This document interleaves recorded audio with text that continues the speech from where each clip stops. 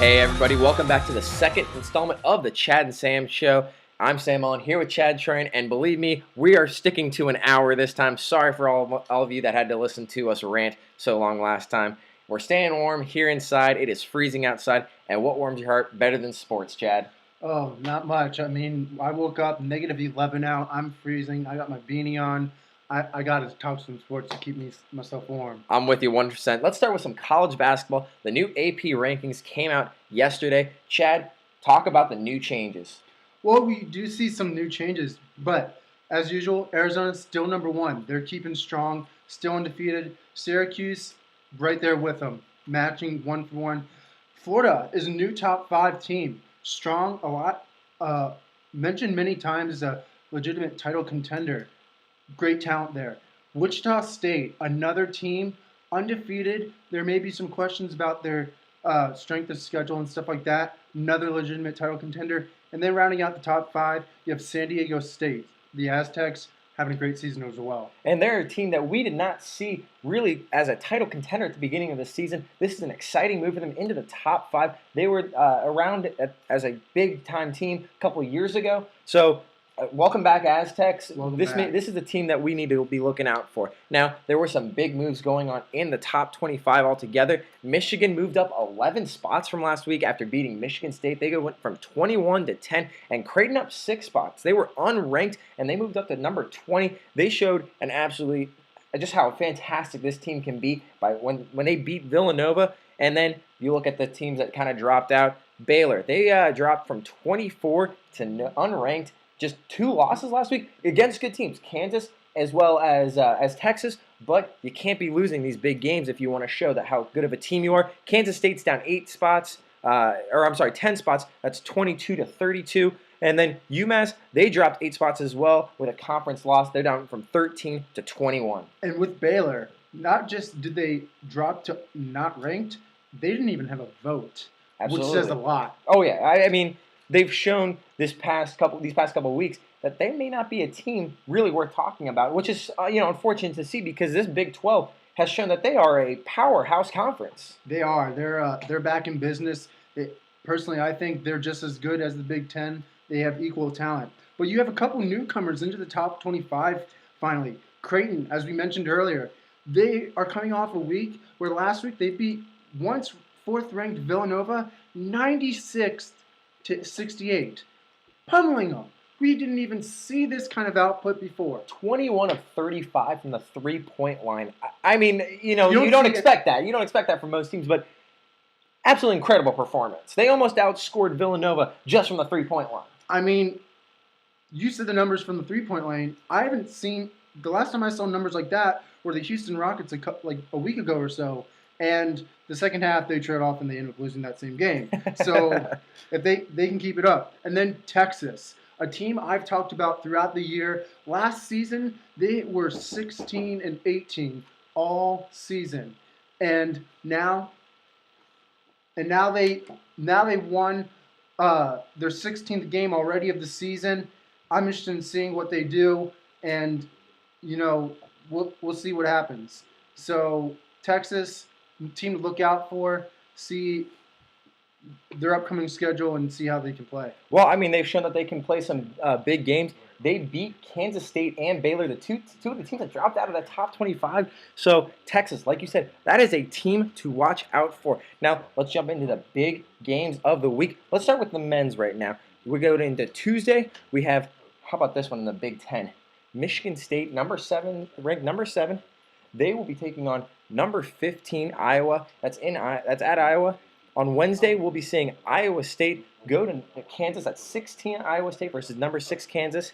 And then on Thursday, it's number 13, Cincinnati, and they'll be taking on Louisville, number 12 in the country, at Louisville. And not only do you have good games for the men, but you have some on the women's as well. Wednesday, number 23rd ranked Iowa State against number 20th West Virginia. You have on Thursday, 2 good games. Number 12th ranked Penn State at number 19th ranked Purdue. Interested in seeing how that one turns out. Then what I think is a key game next week, also on Thursday, number 21st ranked California at number 4th ranked Stanford. And Stanford, that is a That is a team that constantly sees himself at the top of the rankings, and one reason for that is their big-time player, Chiney Ogwumike. Now, this girl, she is third in the NCAA right now, averaging 26.9 points per game, and that she leads this Cardinal offense. Absolutely fantastic play from her. These two teams have not played each other yet this year, but they were 1-1 against each other last year, both coming off very, very good seasons. Stanford, they were number one seed last year. They did lose in the quarterfinals of the NCAA tournament, and as for California, they made it all the way to the Final Four, where they would lose to runner-up Louisville. I mean, I think basketball in any sport, you don't want to rely too much on the stats. Anything can happen. That's proven. Underdogs winning throughout sports. But when you look at how the teams have performed so far this year, you have Stanford, a powerhouse offense, ranked 25th in the nation, averaging 80.1 points per game and only allowing 59.6 points per game, 39th in the country, against a California team who really relies on their defense. They're averaging 69.1 points per game offensively, while only allowing 63.6 points per game. I'm interested in seeing what ends up coming out of this game, whether it's the defense that shapes this game or whether Stanford's offense is just too powerful for the Lady Bears. So, well, I think one thing we do have to consider is the fact that this is at Stanford. Got to enjoy the fact that you have a home crowd in front of you if you're the Cardinal.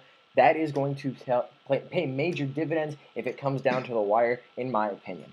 So, you're absolutely right. California, Stanford, this is a great one to watch. And just so everyone knows, we will be covering some women's basketball all season long because, let's face it, there's going to be some good ones. There's going to be some good games. We missed the one we missed last night, Notre Dame at Maryland. Wow, that came down to the wire. 4-point victory for the Lady Fighting Irish. That is one that I am sad that we didn't get to talk about. But you know what? There's still time to make up for that. We're going to be talking about all season long. Now, Chad, we're talking about the Saturday men's games. There are a lot of good ones.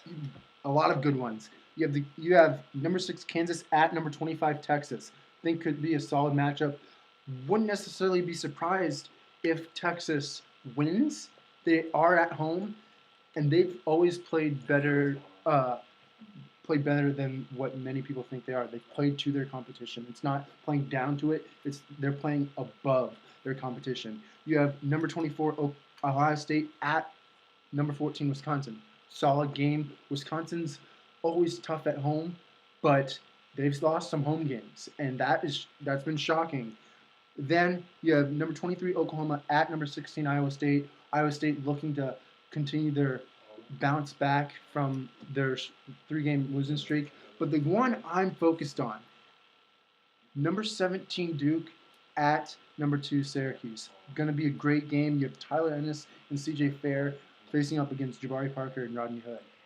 Absolutely, this is the game to watch this weekend. If you're not going to watch the Super Bowl, at least watch this game. Right? You know what I'm talking about. This is going to be an absolutely exciting one. It's in the Carrier Dome. That Syracuse, they can bring a lot of people into this stadium. It's their football stadium that they cut down in half. So you're going to see almost 30,000 people potentially in this stadium. And for the most part, you look at college basketball stadiums, they get about 15,000. This is huge for the Syracuse Orange if they want to win this game, get a big crowd, and get some early buckets and scare off this Duke team. I mean, it's not only classic; it's a classic matchup between the universities. You look at the coaching matchup too. Krzyzewski against Boeheim, two great future Hall of Famer coaches, in my opinion, and they always know how to strategy first. They duke it out, and it's like a chess match. You're not going to see any argument from me on that one. They are absolutely some of the best coaches that we've seen in basketball, both men's, women's, pros, college. No argument on that one. In fact, just last week, Duke's Mike Krzyzewski became the second coach all time to have 900 wins at one school. You know who that other coach is? Jim Boeheim. So you look at this matchup. This is as you said, a chess match between two great teams and even better coaches. Right. Definitely should be interesting to see how that goes. But as we're heading to this midpoint of the season, you got to start keeping in mind these awards that are up for grabs for these college players. In that, the Wooden Award, they came out last week with the top 25 for this award, and it's interesting to see, looking at the trends of these winners, only 2 freshmen have ever won the award, and that doesn't fare well for the great freshman classes that is entered. You have a lot of people that are in there. What were you saying in the trends and how that'll apply to this? Well, as you said with the freshmen, the first freshman to ever win the award was Kevin Durant in 2006 to 2007. So it's only been recent where we finally found a freshman to win the award. The other one was Anthony Davis. That happened 2 years ago. And in general, it's not just the freshmen that tend to struggle with this award. It's the underclassmen in general. This is an award that largely goes out to juniors and seniors. So we look at some other trends. How about points per game? The lowest points per game ever scored by a Wooden Award winner was 14.2 by Anthony Davis. Huge defensive player. He was a huge defensive threat, and he has been in the NBA as well. Exactly. He averaged almost 5 blocks a game his one season at Kentucky, and that is a big reason that he won the award. You go to rebounds per game. Now, the way we focused on rebounds was not just for anybody, because obviously a guard would not put together the same number of rebounds as a big man. We focused on the big men, and the lowest that we saw for a big man was 8.2 by Marcus Camby for UMass, and that was kind of the similar idea to Anthony Davis. He was a defensive stopper, averaged almost 4 blocks per game. So that, again, focus on defense in that case if they don't have the numbers to really push them over the top. And then the last one, we look at assists per game. The lowest by a guard of any kind, really focusing on the point guard, was 3.6 by Lionel Simmons, but he averaged over 26 points per game. So really, you're not looking at the assists from someone like him. Right. Now, we basically broke down what we saw out of the top 20, the final 25 midseason players, and then there were some snubs that are being most talked about. So we did include them as well in this. And what we found is that there are 5 players that are in the 25 list, and then we found 2 players that fit this mold as well that average at least 14.2 points per game. For big men, at least 8.2 rebounds, and for assists per game, they have to average at least 3.6. And the other focus is they're what class they're in. If they have to be at least a junior or senior. So we found the 5 players that we found in the top 25: Keith Appling out of Michigan State, DeAndre Kane out of Iowa State, Shabazz Napier out of UConn, Russ Smith out of Louisville, and Chaz Williams out of UMass. The 2 players that we found that were snubs that fit the mold: Bryce Cotton out of Providence and Lamar Patterson out of Pitt.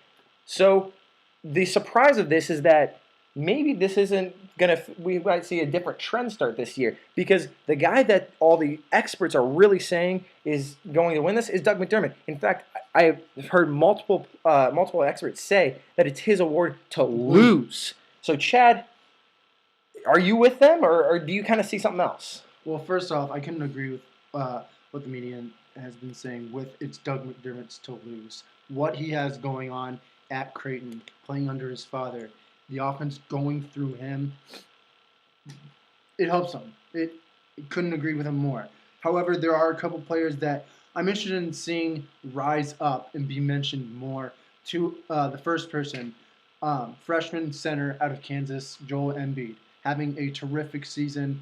I'm high on him. He is averaging only 11.2 points as a big man and only 7.4 rebounds as a big man, but he also has the 2.8 blocks per game so far, kind of like an Anthony Davis, kind of like a Marcus Camby. He is not a huge offensive threat, and those stats, he's only playing 22.5 points per game. Minutes per game, yeah. Minutes per game.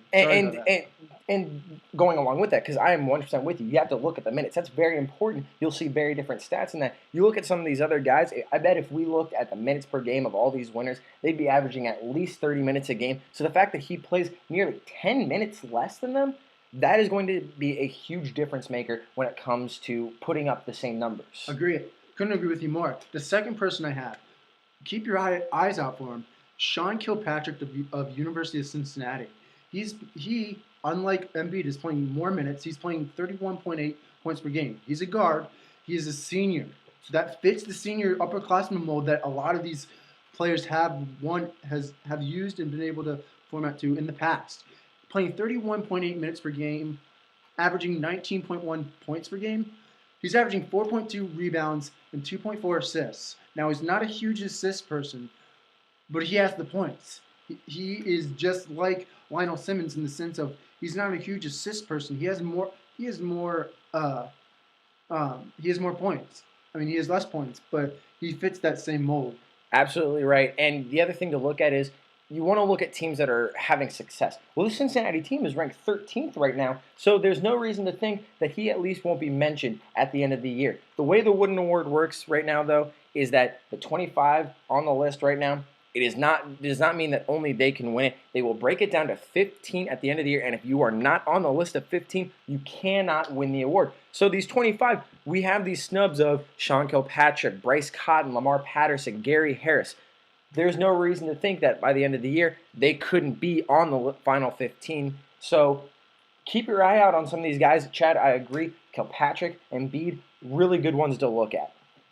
Now let's go ahead and move on into the Super Bowl. This is the game of all games. This is the football game that everyone tunes in for. And yes, some of that is for the commercials. We will admit to that right now. But keep in mind that this might be one of the best Super Bowls that we've seen in a very, very long time. Hey, I mean, to quote Hank Williams Jr., and to answer his question, I am ready for some football. But it will be hard that after this game, football season, as we know it, is officially over. There's no more game after this. The Pro Bowl has already happened, which, by the way, great game for once. 22-21, win by Team Rice. I mean, yeah, I think going off the Pro Bowl idea, this is something that, from a PR standpoint, has really, really helped the NFL. They were looking really bad after some of these Pro Bowls, watching guys just kind of not even try. And we saw teammate on teammate tackling that laid some hits. Like, that is what we want to see. And that's what I expect actually out of the Super Bowl. It's going to be a hit them hard, grind it out. I feel like it's going to be the last person with the ball or who can control the ball the best will win the game. I'm 100% with you on that. Now, I know we made some predictions last week, so we will not focus too hard on that. Instead, we're going to be looking at some matchups. But, Chad, I know you have in mind what we predicted last week. Can you remind our viewers of that? Well, I know I had the Broncos winning 31-17, a 2-touchdown game, but I still feel that fits the whole whoever has the ball last mentality. And then you had it closer. You had Denver still winning 31-28.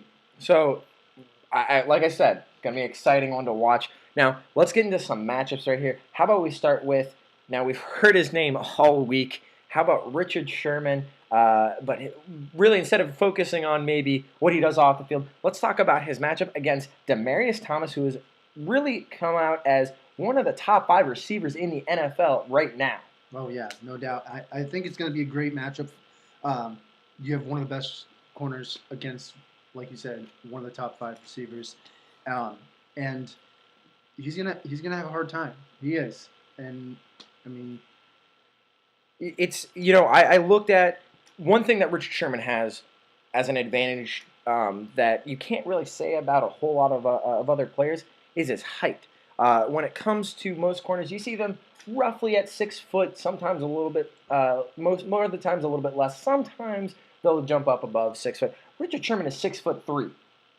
He's a wide receiver. He is a wide receiver because you know how tall Demaryius Thomas is? 6'3". So Richard Sherman has the advantage that he can go up and take down some of these taller receivers, and that makes him an absolute dynamite threat for this defense, which the Legion of Boom. So, this is a defense that knows what they're doing. Thomas on the season had over 1,400 yards receiving. So, again, no argument that he is one of the top 5 receivers in the NFL right now, and it helps that Peyton Manning throwing you the ball. He's got speed that a lot of receivers don't necessarily have, and he can still go up and get the ball. You look at Sherman, he led the league in interceptions this year with 8, and he had 16 pass deflections. So you throw him the ball 24 times this season, he has made sure that wide receiver doesn't come down with it. And, it's hard to see how many targets he had to deal with, but I feel safe saying probably wasn't very many.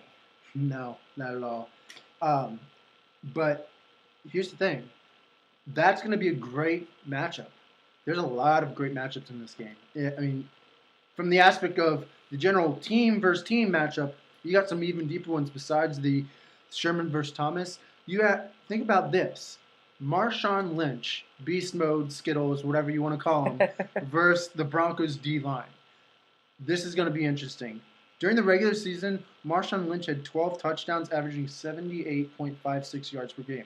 Doesn't sound eye popping or threatening in any way. Playoffs, though. So far, 3 touchdowns, averaging 124.5 yards per game. He's turning it on at the right time. He is turning it on at the right time, but that's unfortunate for him because when you look at the Broncos' D line and their offense, the opponent's rushing yards per game, it's gotten much worse. And regular season, they ranked 8th in the league, allowing only 101.6 yards per game rushing.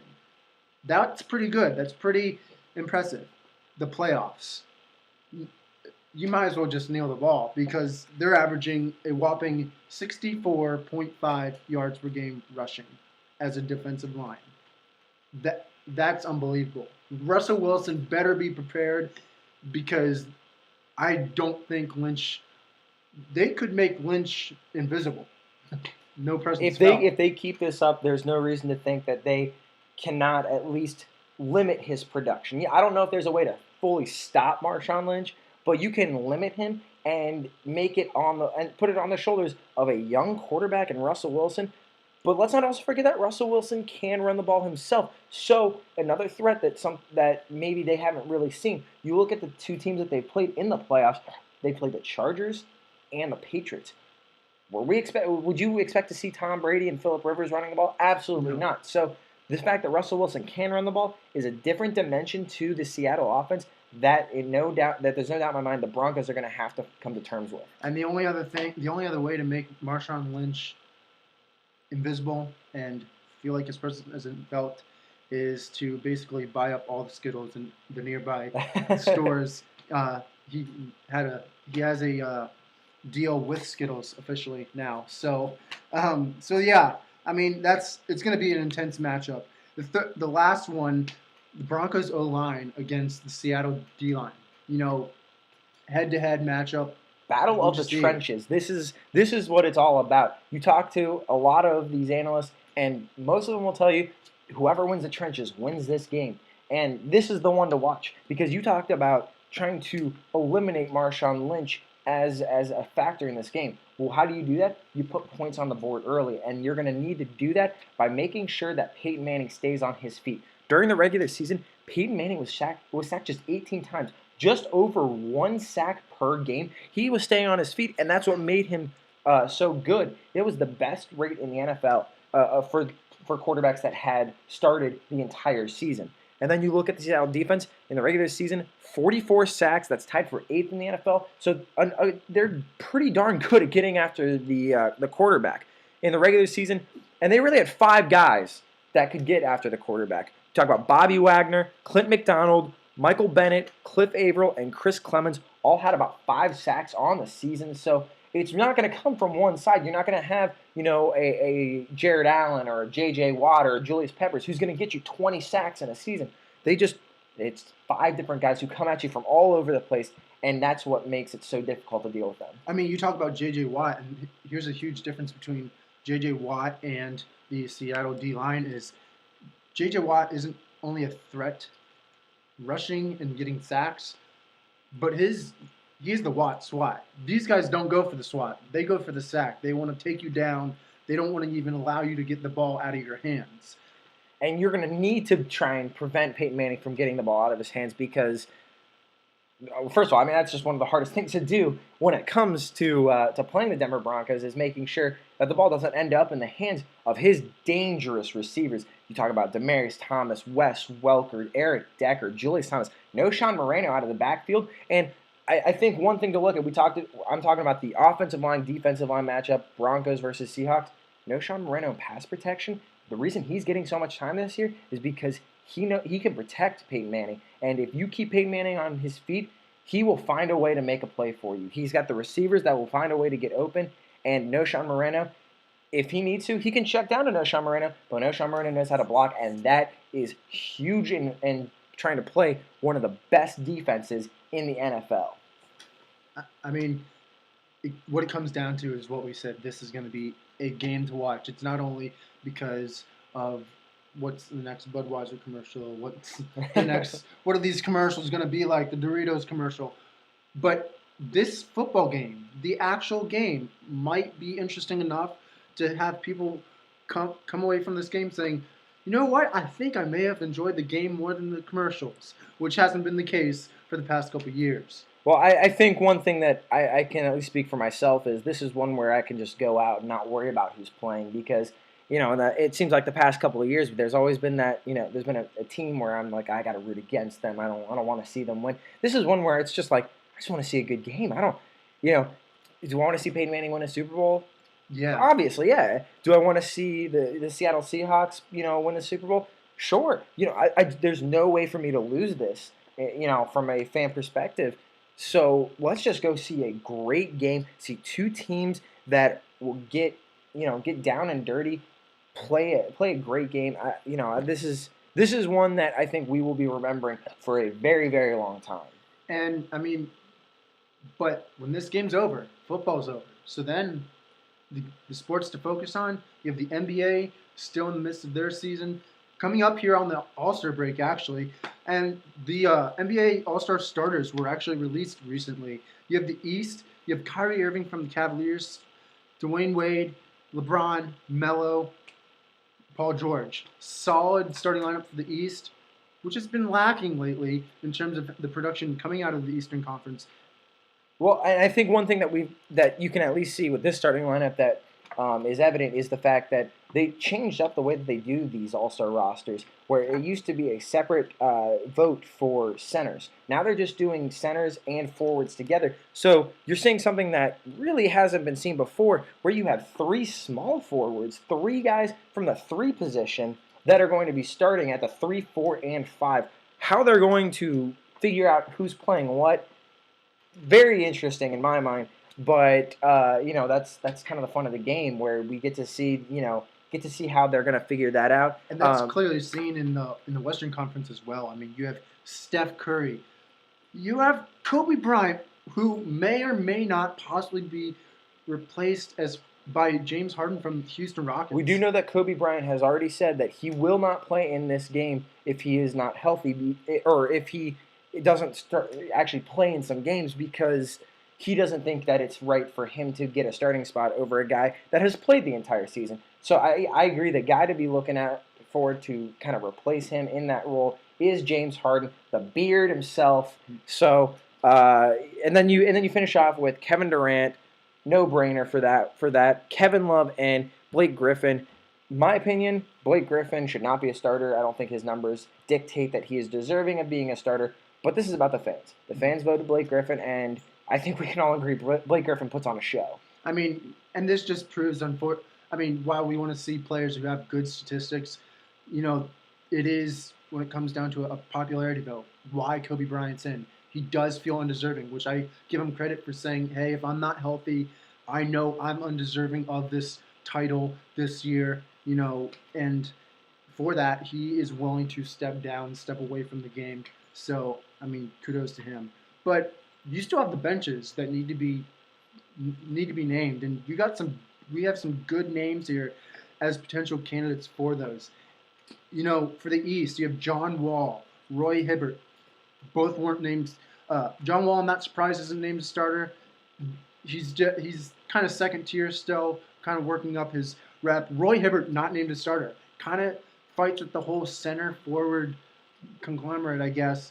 You have DeMar DeRozan having a solid year for the Raptors, averaging over 21 points per game for a team that was not expected to make the playoffs and is now sitting at the number 3 spot in the East. So DeMar DeRozan, kudos to you, man. You have put up some great numbers. Chad, keep going. Kemba Walker, you have Al Jefferson, who, yes, Charlotte is 19-27, I believe, 19-29. Their record doesn't say how solid they really have been. And they would not be that solid without Al Jefferson. He has been a huge part of that team alongside Kemba Walker. And they're the 8th seed in the East right now, so give them some credit. They are a playoff team in what is obviously a very, very weak East. And, this is one of those things where a lot of these teams in the East, their records aren't very good because they've had to lose to a lot of teams in the West. So, right. Let's not look too harshly necessarily on the records. If we look at how they've played against teams in the East, I think we'd be singing a little bit different tune. I mean, and you still have Aaron Aflalo, who's having a good season. He's playing. What's hurting him is he's playing for the Orlando Magic, and how underachieving they are. That Second hurts worst him. team in the NBA.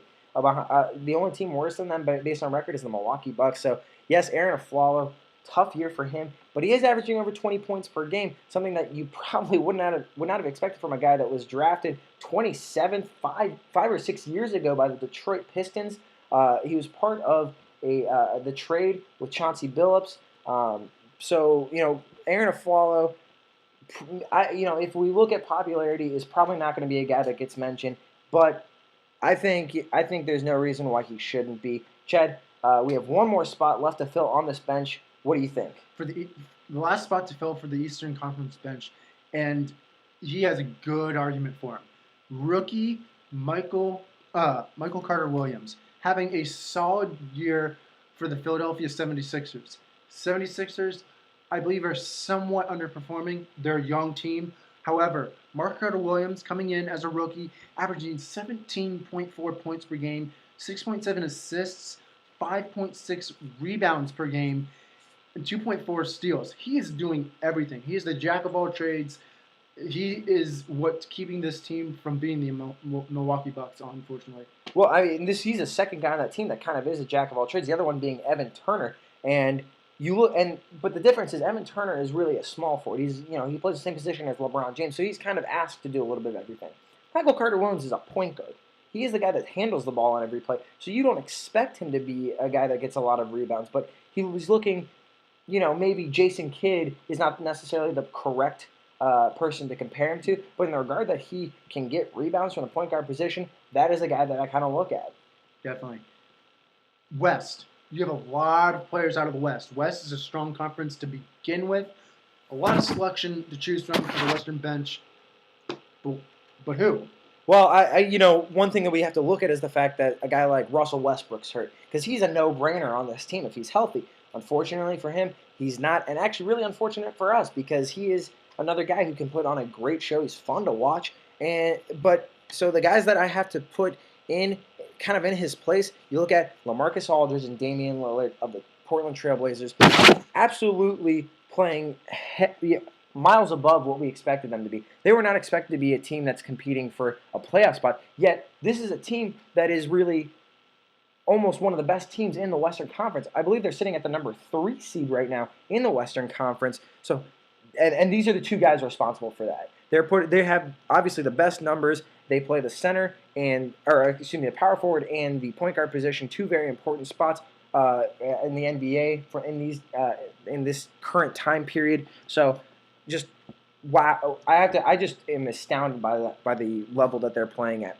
Then you look at the Houston Rockets. We already mentioned James Harden as potential replacement on starter, so we're going to assume that he is already a starter on this All-Star team. So we're looking at Chandler Parsons and Dwight Howard from the Houston Rockets to basically be on the bench for this team. Now, Dwight Howard, most people would say that he's the best big man in the game, and it's hard to argue that because he's a guy that can give you 25 points per game and 15 rebounds. Hard to argue against someone putting up that kind of production. And he's not necessarily happy about the fact that he's not even starting in this game because he feels, again, kind of like how we talked about with the East, he feels left out on the fact that the center basically got put together with all forwards, so he didn't get a chance to start in this game. And he does have an argument for it. He's having a good year. He does. I mean, he jokes around saying, save the centers and stuff like that, But I think a huge part for his reputation and how great he is his tenure, how long he's been in the league already. Because right now you do have some solid big men coming up who are younger than him. Someone I'll talk about later, Kevin Love out of Minnesota, solid big man who hasn't been in the league as much as Dwight Howard. So he has competition there, but he is still a huge factor offensively and defensively and still makes his mark. Absolutely, and we're going to go back to Chandler Parsons here. He's another kind of do-it-all kind of player, and this is a guy that really, when he came into the NBA, wasn't expected to be much of anything. Came out of Florida, really more for his shooting stroke. He was a good shooter at Florida, but nothing really that wowed you. And he has shown that he is a legitimate threat on this Houston Rockets that has a lot of legitimate threats. He can put up 30 points in a game if he needs to, and he can he can play some tough defense. Whatever you need from him, he will do it. He's that kind of player, and from that, I truly respect the way that he has played this season. Rounding out the team, I have Anthony Davis. We talked about him earlier with the Wooden Award. Now he's in the NBA, and he's putting up absolutely monstrous numbers this year. He's averaging over 20 points per game, over 10 rebounds a game, and he leads the league in blocks per game at 3.1, if I remember correctly. So this is a guy that is doing a little bit of everything. I think he wants to kind of view himself as Dwight Howard, being able to do pretty much anything out on the basketball court. I think the one thing that Anthony Davis can do that Dwight Howard can't do is the fact that he can shoot the ball a little bit better. But again, this is just a guy that can do a little bit of everything. And kind of two guys that may have gone under the radar for a lot of the season. One is Goran Dragic out of Phoenix. He is their point guard. He sat behind Steve Nash for quite a few years while Nash was in Phoenix and learned a lot from him. Now Dragic, he's a starter, and he's led this resurgence in Phoenix where this team not only is in the playoffs, but they look like they're just going to get better and better because you're dealing with the fact that they are not playing with Eric Bledsoe, who they traded for in the offseason. So Goran Dragic is holding this team together as best he can while Bledsoe's out. Get Bledsoe back. This team could be scary. And then the other guy that I really look at is Isaiah Thomas. And I don't mean the Detroit Pistons Isaiah Thomas. No, I think he's a little bit old for that. The younger one, the one that has really taken hold of this Sacramento team. Yeah, the record doesn't show how good they really have been. I think that they're a solid team. They're in the Western Conference. That's something that you need to take into consideration when looking at some of these teams. The Western Conference power, the top 5 teams in the Western Conference, make one, the whole Eastern Conference look like a joke, and two, for the other Western Conference teams to face them more, really kind of puts their record into a different perspective that forces you to look at it. Yeah, I mean, you look at the Sacramento team. There's a legitimate argument I think that you could make where you kind of look at them, and if you put them in the East, they could easily be, I don't know, in the 8th seed. They have their 2 cornerstones with Isaiah Thomas and DeMarcus Boogie Cousins setting up down low for them. They have 2 cornerstones. They just need to find those role players to kind of fill in and take care of that. They traded for Rudy Gay, so you could see that they could improve over the course of the season. But like I said, I really want to focus on Isaiah Thomas and the year that he's having. Now, he was averaging over 20 points per game. That kind of dropped off a little bit after last night's game against the Utah Jazz. But, still, let's say, okay, so averaging 20 points per game, averaging over 6 assists per game, and he's averaging almost 3 rebounds a game as a player who's only 5'9". So, not a guy that you'd expect to go up and get some rebounds, but he'll do it for you. And the other thing that I think I have to give him credit for, because he does play with a guy like DeMarcus Cousins, keeps his mouth shut. He does. DeMarcus Cousins, he likes to run his mouth, and He's always known for that. Yeah, it's true. And I've never really heard anything from Isaiah Thomas that kind of where I'm like, oh, dude, you need to calm down, just play the game, check yourself. Yeah, exactly. Isaiah Thomas just plays, and I have a lot of respect for a guy like that. And I think one thing that this allows us to do, if we get a guy like Isaiah Thomas into the All-Star game, is to kind of get some new blood in there, get some new excitement about some of these guys where, we may not have had that before because we're seeing the same players. We always have LeBron, always have Kevin Durant, always have Kobe.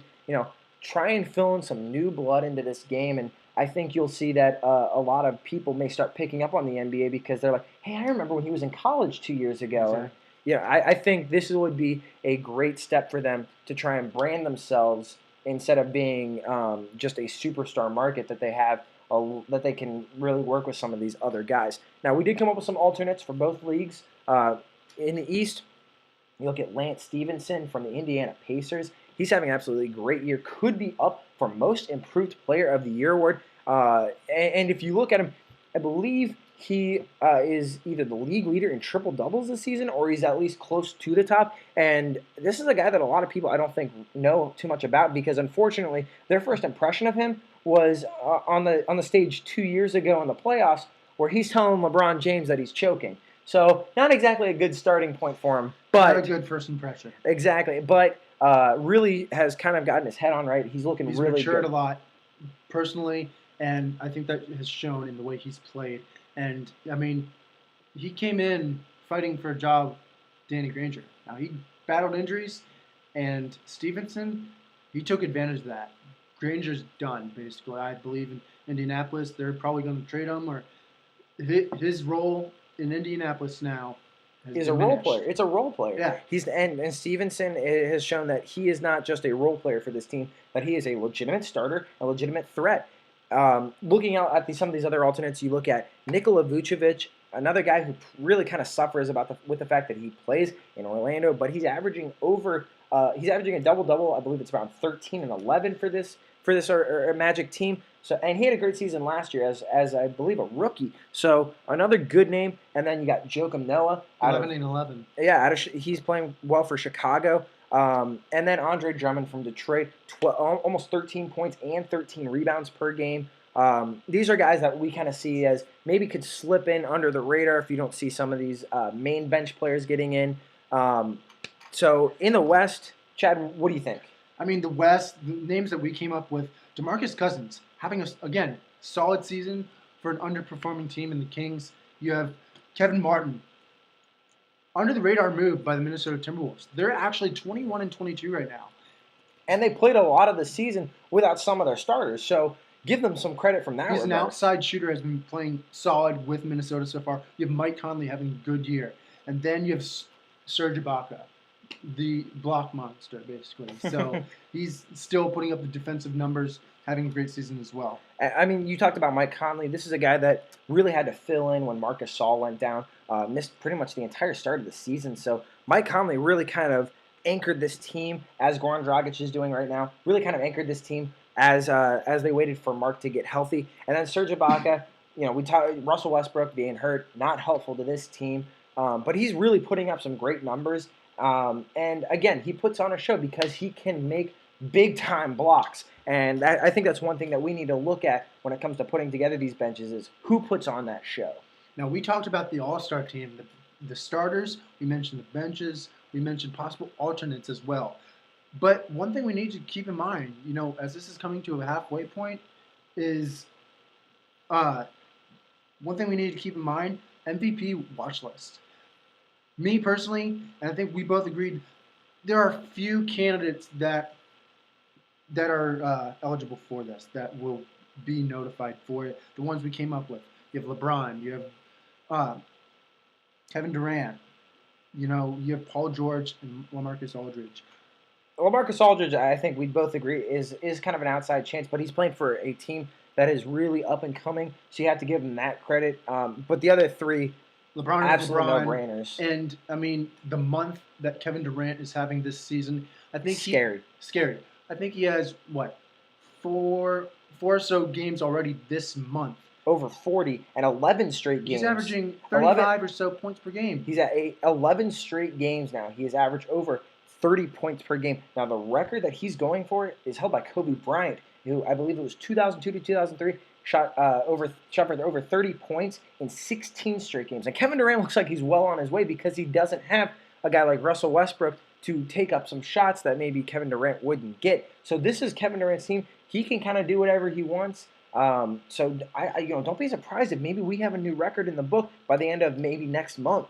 And then two other guys that I want to bring to the table, get light shed on because they're deserving. Two guys that I think could get mentioned, not a lot, and what they struggle from is their team. Kevin Love of the Minnesota Timberwolves. Now, right now, they're 21 and 22. Love is putting up 24.9 points per game, 12.9 rebounds per game, and he is 4.1 assists. He's a solid player. Up there in production, it's the team. If his team makes a good surge, I think his name could start being mentioned. Other person, we mentioned him twice before, Anthony Davis. 20.1 points per game, 10.5 rebounds, and 3.1 blocks as a sophomore in this NBA.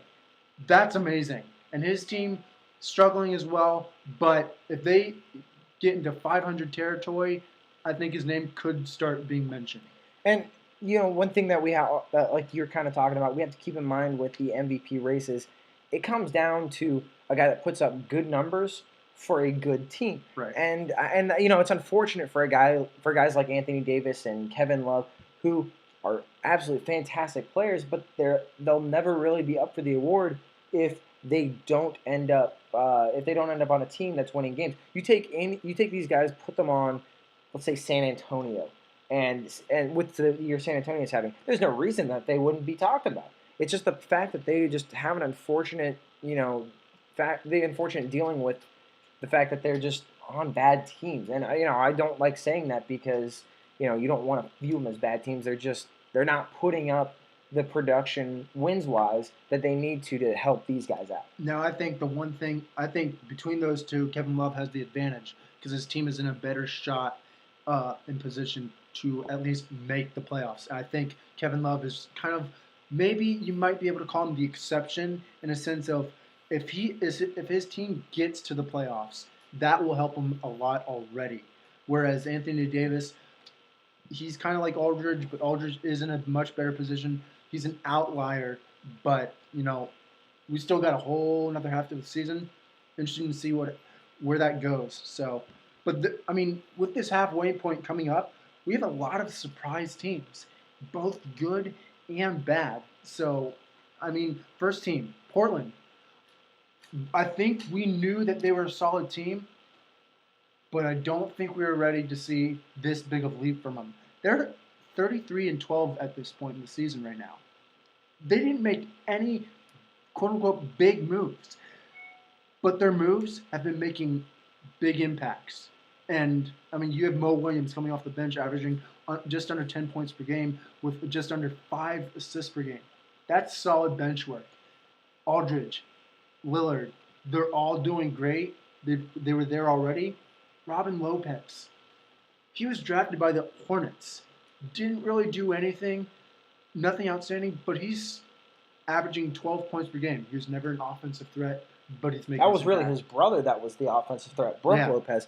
And the thing is, you looked at the team last year. I think one thing that most people would agree with is the fact that they lacked really size down low. Well, that doesn't necessarily mean scoring size. That just means maybe defensive size. And that's what Robin Lopez brings to this team. Having J.J. Hickson, he's a good rebounder. J.J. Hickson put up good numbers for rebounding, but didn't really make much of a threat to these teams as maybe a shot blocker or anything like that. That's what Robin Lopez gives them, and it's that added dimension to this team that really has taken them over the top in my mind.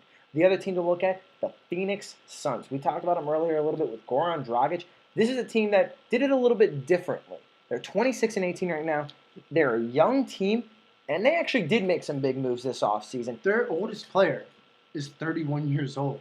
That's a young team. Absolutely. And they made, like I said, big deals. They traded for Eric Bledsoe, getting rid of Jared Dudley.